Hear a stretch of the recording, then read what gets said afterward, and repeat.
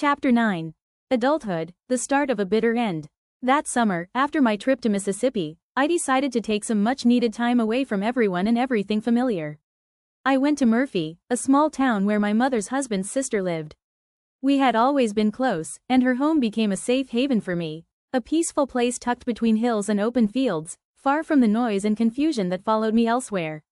Her kids filled the air with laughter, her husband worked hard and loved her deeply, and there were always animals wandering the property, creatures that, somehow, always seemed drawn to me. But peace never stayed for long in my life. When I returned home, reality came crashing back. My engagement had ended before it truly began, and I had to hand over property meant for my former fiancé through a mutual friend from high school. Part of me wanted to see him, to say I was sorry, but another part knew better.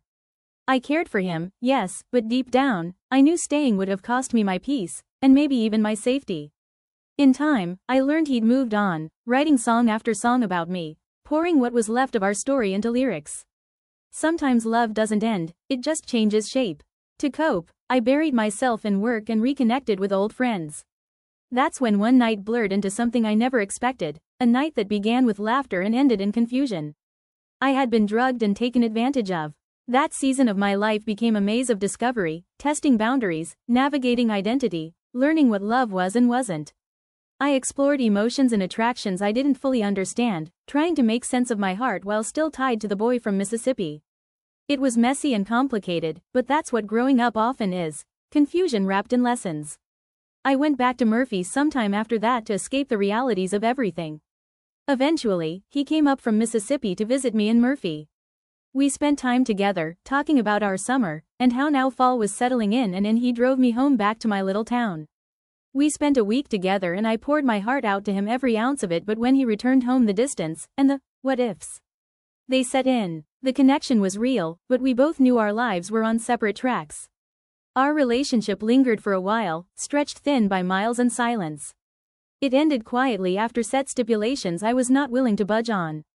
I went to a house party one night, and one bad decision later, telling him everything that happened being that I never made him stop seeing his longtime girlfriend there. We had an open relationship, or so I thought, but I could not obey to what he wanted and everything between us was truly over. He gave me an ultimatum, but I knew it was done. We eventually found peace and friendship, though the weight of what we'd lost stayed with me. My mother, however, didn't take things as calmly. One heated argument spiraled into a physical altercation, and that was the breaking point. The next morning, I packed everything I owned, left the house, and didn't look back. That moment marked the start of my adulthood, living on my own, rooming with a stranger, juggling bills, loneliness, and freedom all at once.